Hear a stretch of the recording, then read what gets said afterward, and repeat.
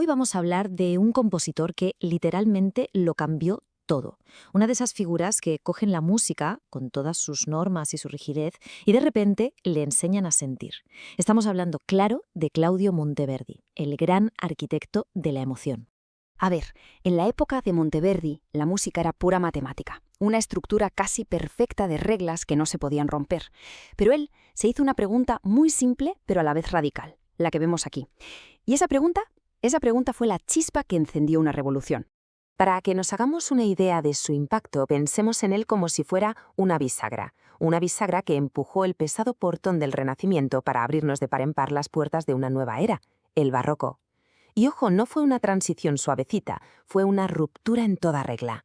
Y aquí está el meollo de su revolución. Para Monteverdi, la música ya no podía ser un simple ejercicio de sonidos bonitos y perfectos. No. Su única misión, su único propósito, era ponerse al servicio de la palabra. Tenía que amplificarlo todo, la alegría, la rabia, la desesperación, lo que dijera el texto. Pero claro, para entender de verdad por qué fue tan revolucionario, primero hay que entender qué es lo que rompió. Monteverdi nació en un mundo musical dominado por la polifonía, por esas reglas súper estrictas de maestros como Palestrina, un mundo donde la perfección técnica lo era absolutamente todo. Y es que además fue un niño prodigio, nació en Cremona, y fijaos, con solo 15 años ya estaba publicando su primera obra. O sea que las reglas que luego rompería se las sabía de memoria, las dominaba a la perfección. Pero el verdadero punto de inflexión fue su llegada a la corte de Mantua en 1590. Fue en Mantua, precisamente, donde el innovador que llevaba dentro se comió al estudiante perfecto. La corte de los Gonzaga era un hervidero cultural, un lugar vibrante y exigente, el laboratorio perfecto para que Monteverdi empezara con sus experimentos sonoros. Y vaya experimentos. Con l'Orfeo no es que escribiera una ópera, es que prácticamente inventó el género tal y como lo conocemos. Usó la orquesta para pintar emociones, para crear atmósferas, algo totalmente inaudito para la época. Y aunque casi toda la ariana se perdió, el trocito que sobrevivió, su lamento, se convirtió en el modelo a seguir durante un siglo para cualquiera que quisiera escribir música sobre la desolación. Claro, tanta innovación no podía pasar desapercibida. Y como siempre, apareció un guardián de las viejas costumbres, un teórico llamado Giovanni Artusi, que se escandalizó. Acusó a Monteverdi de usar durezas, de romper las reglas sagradas de la armonía con disonancias que, según él, ofendían al oído educado. La respuesta de Monteverdi fue sencillamente brillante. No se disculpó. Al contrario, le puso nombre a lo que estaba haciendo. Creó una distinción que iba a definir toda una era. Por un lado, la prima práctica, el estilo antiguo, donde la música es la jefa, y por otro, su seconda práctica, donde el texto es el soberano absoluto, y la emoción justifica romper cualquier regla que haga falta. Y lo resumió todo en esta frase, que es, básicamente, un manifiesto en toda regla. La oración es dueña de la armonía y no su esclava. Con estas pocas palabras no solo respondió a sus críticos, sino que le dio la vuelta a todo el paradigma musical. La emoción era la maestra, y la música su fiel y leal sirviente. Después de las polémicas y los experimentos en Mantua, Monteverdi encontró la consagración definitiva en el epicentro cultural de la época, la majestuosa República de Venecia. Allí, sus ideas ya no eran una excentricidad, sino la nueva vanguardia.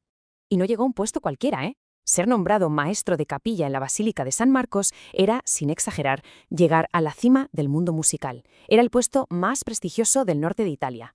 Y allí, con estabilidad, respeto y recursos, sus ideas revolucionarias se convirtieron en la nueva norma. Ya en Venecia, siguió inventando un lenguaje para las emociones. Para expresar la furia, la agitación de la batalla, se sacó de la manga el stile concitato, el estilo agitado. Y esto es increíble. ¿Sabemos lo que es? Es básicamente el primer uso documentado del trémolo rápido en los violines. Sí, ese sonido tenso y vibrante que escuchamos hoy en cualquier banda sonora de una peli de acción, pues lo inventó él, para ponerle música a la guerra. Y lo más asombroso es que incluso al final de su vida, con más de 70 años, seguía rompiendo moldes. Volvió a componer ópera, pero esta vez fue un paso más allá. Dejó atrás los mitos y se metió de lleno en la psicología humana, en sus contradicciones. En su última obra maestra, La Incoronazione di Popea, se atrevió a algo impensable, mostrar cómo el deseo y la ambición triunfan sobre la virtud. Vamos, que a veces los malos también ganan. Entonces, ¿cuál es el resultado de toda una vida rompiendo barreras? Pues un legado que no solo transformó la música de su tiempo, sino que de hecho sigue resonando hoy en la música que escuchamos cada día. Si lo miramos en perspectiva, su legado se ve en hitos muy concretos. Con l'Orfeo, ya lo hemos dicho, prácticamente inventó la ópera. Con sus vísperas fusionó lo antiguo y lo nuevo de una forma monumental, espectacular, y con obras como Il Combattimento creó técnicas como el trémolo que aún usamos para expresar tensión. Cada obra fue un paso adelante hacia un universo mucho más expresivo. Y aquí yo creo llegamos a su legado más profundo. Monteverdi cogió la música, que hasta entonces era una ciencia de proporciones y armonías perfectas, y la convirtió en un arte de la retórica emocional, una herramienta poderosísima para conmover, para agitar y para explorar lo más hondo del alma humana. Así que la pregunta final, en realidad, es para nosotros.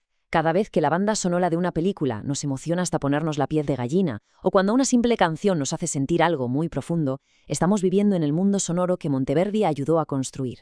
Él le enseñó a la música a sentir. La pregunta es si nosotros, hoy en día, todavía sabemos escucharla con esa misma intensidad.